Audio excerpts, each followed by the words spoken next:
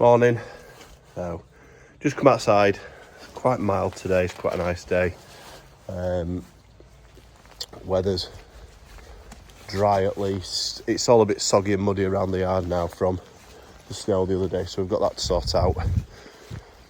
Gonna jump on the forklift in a second, go feed up all the animals, have a look at the cow bedding. I think they'll be all right today, but we'll need some more tomorrow. We've got somebody in this field there, so just gonna ask them to get off there.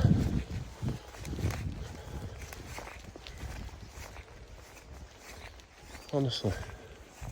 So we're just moving around yard, looked out to the oilseed rape field. We've got a bit of standing water that's all iced over, and there's a little kiddie ice skating on it and dogs running through the field. So I asked them politely just to get out of the way, but then walked through the hedge that were newly planted. So I don't know if there's any damage done to it, hopefully there isn't. But it's a hard balance, isn't it, with enjoyment of the countryside and then just walking into farmers' fields at free will. You might wonder why farmers get frustrated by it sometimes, why you feel that they've been unreasonable. That's our livelihood. We rely on that field to produce crops for us, whether it's to feed the animals or to feed the country, and it causes damage in effect. You know, imagine I'm walking across your flower bed, whether it's unintentionally or not. I walk across your flower bed, I'm pretty sure you're going to have something to say about it. So just be mindful, stick to the footpaths. There is footpaths around the farm, stick to them, no issue with that whatsoever. In fact, do you know what? We really enjoy that you're walking around and looking at some of the stuff that we're doing. What we're hoping to do in the spring is to put up some individual signs saying like what's growing in this field, where it's going to, what it means to the food supply chain and things like that.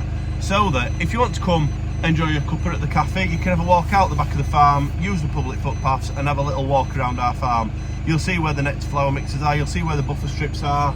We're going to write where some of the birds are that have been identified through bird surveys and things like that, in the hope that you'll come and actually enjoy this farm. But notwithstanding, please stick to the footpaths.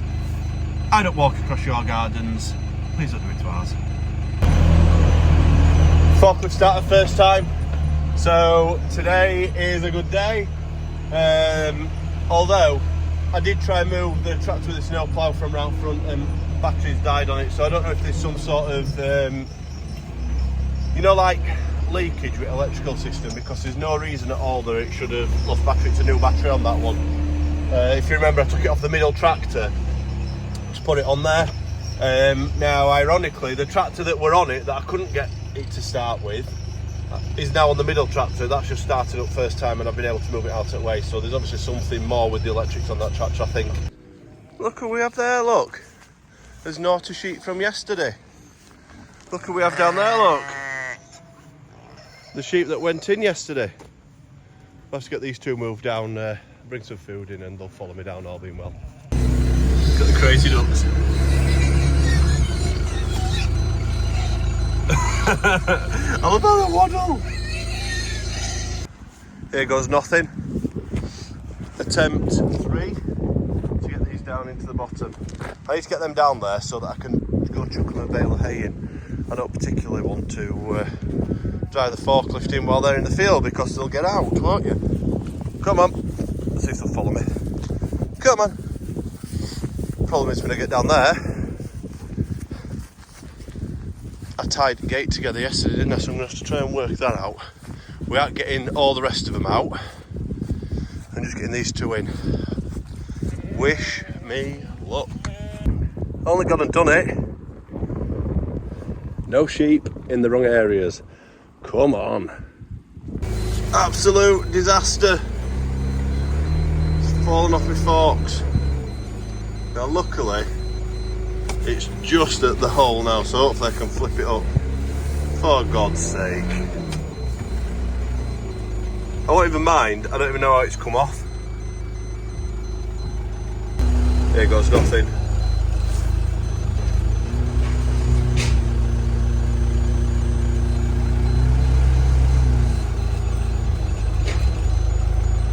Go on.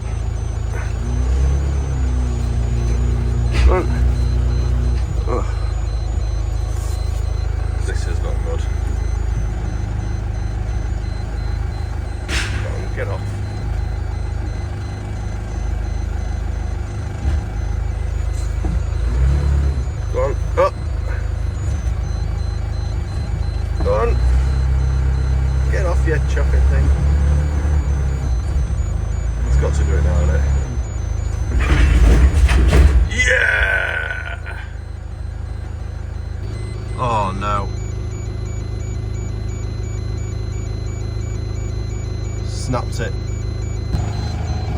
disaster.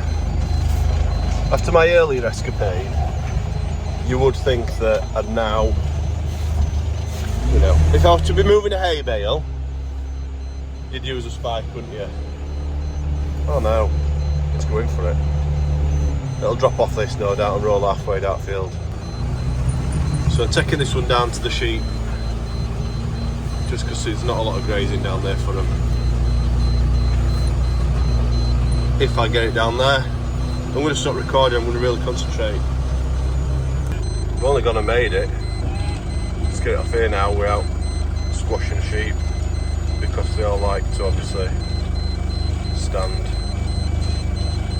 right where it's going to go. Oh, got squashed it. God, I thought I squashed that on then, but no, fortunately not. Right, get that off it.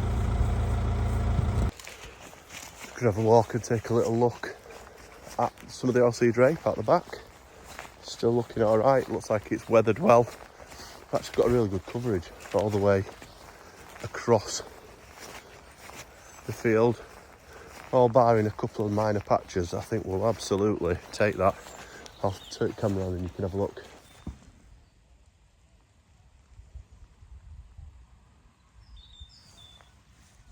So it looks like we sprayed some AstroCurb on it November, December time. It's done a really good job. This field actually really bad for ryegrass, and it looks like we've managed to get a decent coverage on it. So fingers crossed it stays this way. Just going to walk and have a quick look at this field. So this was some direct drill barley, quite late, end of October. In fact, it might have been starting November time actually. Bazooka hybrid, much later than what we normally plant it here. Have we got some? You can see it. It's quite awkward to see because of the stubble still on top. But it does look like we've got something. You can see the rows there, look. Thereabouts. See the wheat coming up on top of the hill now as well. I'll show you that in a second. Does seem fairly reasonable in terms of the grass control. Yeah, we've got it there, look. Needs to get going though. Needs some fertiliser on it. Bit of RC drape there that it hasn't got. And so if you look right down there,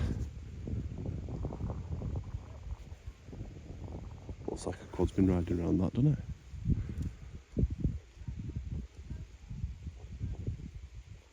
Something field down there as well, I don't know what it is. See right down there? Like a bin or something. What the hell? So at the minute, crops are obviously looking like they need a bit of warmth and weather, niceness to get them going. A little bit worried? Yeah, you've got to be a little bit worried, haven't you? Because you want them to be covering across all the field now. They were planted late. You've got to hope that come spring as the weather warms, we get the fertiliser on, we get up and going fairly quickly and out the blocks. The best field that we've got at the minute is the RC drape, which makes a nice change. The last couple of years we've tried to grow it and it's just been an abject failure. In fact, last year we ripped out 25% of the farm that were RC drape to put back in as a spring crop. The spring crops failed, it was lousy. So really bad year last year. This year, hopefully, we're not going to suffer the same problems and we're actually make a bit of money. That's what it's all about, isn't it? That's everything done. Quick change and then to the man cave for the football. Good evening. So we just got kids to bed. Just heading back outside now to do our animals. I'll tell you what, I'm bloody knackered today. I don't know what it is. Listen to the sheep in a second. And there we are, they've spotted it. So we're just going to run round, feed everybody up. I've got to nip to the sheep pen because I'd left a couple of buckets in there. So yeah. You right, ladies? There we are, look.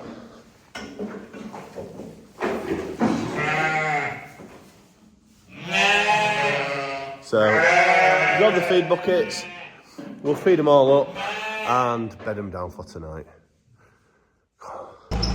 So, unfortunately, got out to the barn this evening where the sheep are. Those that watched yesterday's video, there were one that were poorly, that were giving it worms, had a lump on its jaw.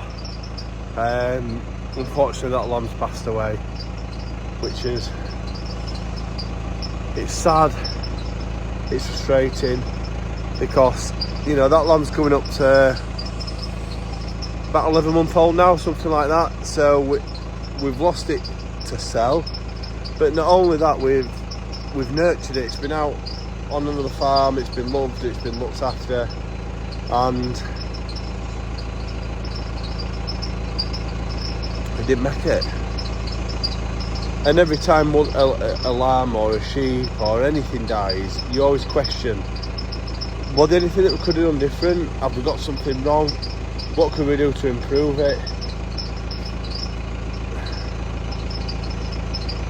I mean, we're learning about livestock, but the deaths are just bloody devastating, and it don't get better.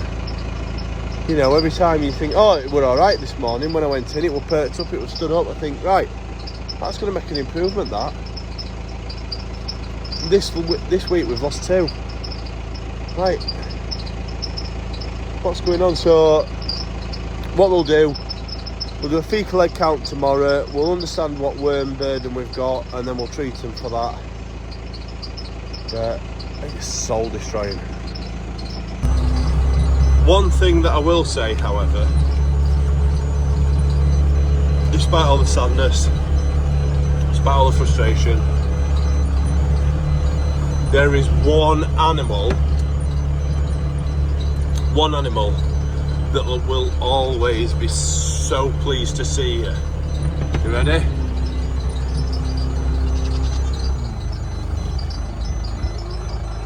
There they are, look. The pigs. The pigs are always the most happy out of everybody to see you. How are we doing, guys? Alright, watch out, Pearl and Prue. Let me at least get in. I don't want to electrocute myself on the fence, do I? Hey! Ladies! Go on. I don't want to electrocute myself on the fence because that will sting a Rooney. Come on, girls. Look at that. Big George. Big George is like, where's my dinner time, homie? Here we are. See you, boys and girls.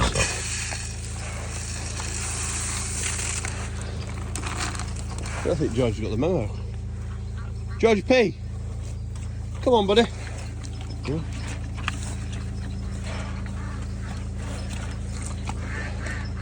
He's been a gent. Letting the ladies have it, look. Oh no. Coming back. Is he coming? Come on, George. I don't know if he's confused by the shadows. Come on, George. He's coming, look, bless him. No, he's confused by shadows. Who is that giant pig behind me? Georgie, come on, buddy. Right, he's worked it out now, look. Look, celery toast, shuffy now.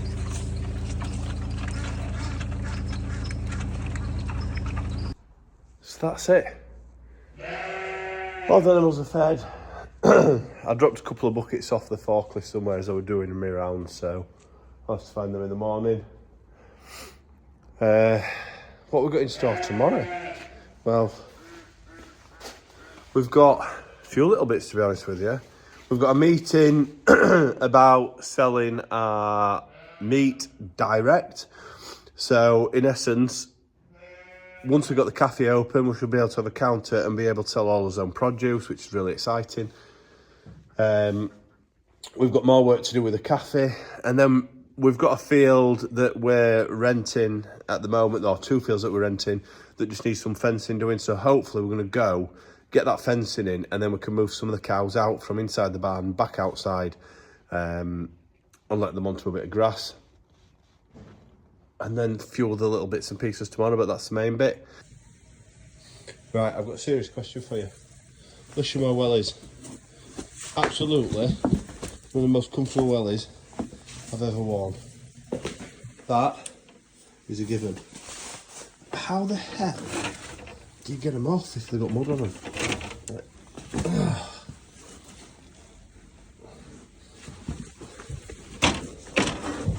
Don't come off. Come on. I did have one of the NFU welly removers, shall we call it, but I stood on it and broke it. But they're not good. They annoy me. Bring back the Dunlops. I need you to observe this. So I've just come in from doing all animals, and not only have I got the Grinch sat on my sofa in January, but the Grinch has got a love art pen in her hand and a notebook, which cannot mean, oh, it's a fancy notebook. It's a fancy new notebook. As all neurospices will understand, that the pleasure of a new notebook.